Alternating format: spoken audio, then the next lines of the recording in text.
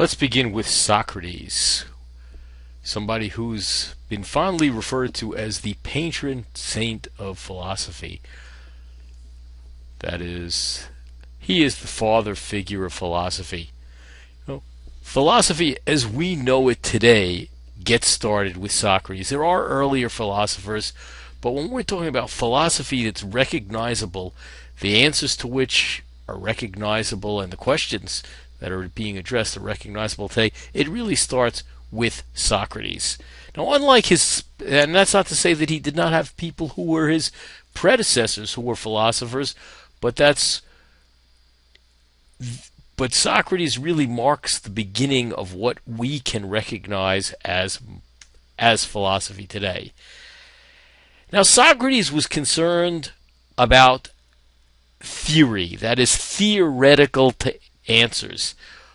Big set of questions that he wanted theoretical answers to were ethical questions. And the reason I'm calling these theoretical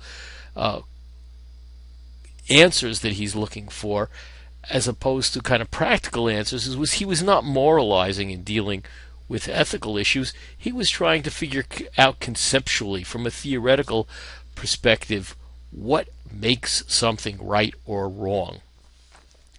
In addition to which, he was addressing conceptual issues about knowledge and reality. That is, he wasn't looking and discussing particular areas of knowledge and what he knew about things, but rather looking at the concepts of knowledge. What makes something a case of knowledge? What makes something real or not real? Now, the interesting thing about Socrates is, as far as we know, he did not write anything. Everything we know about Socrates comes from third parties.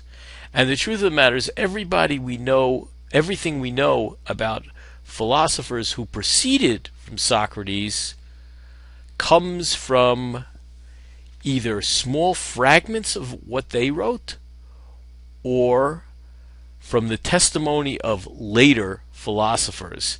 Because while people before Socrates did write books on philosophy, none of them have survived until today. Now, the other reason that Socrates is known as the patron saint of philosophy was Socrates had maybe it's the dubious distinction, I don't know, maybe it's a good distinction, of being executed for practicing philosophy.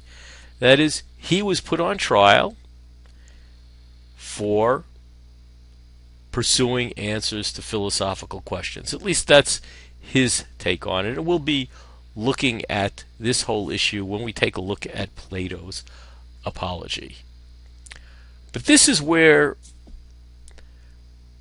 ancient philosophy, classical Greek philosophy, really begins to resemble modern day philosophy.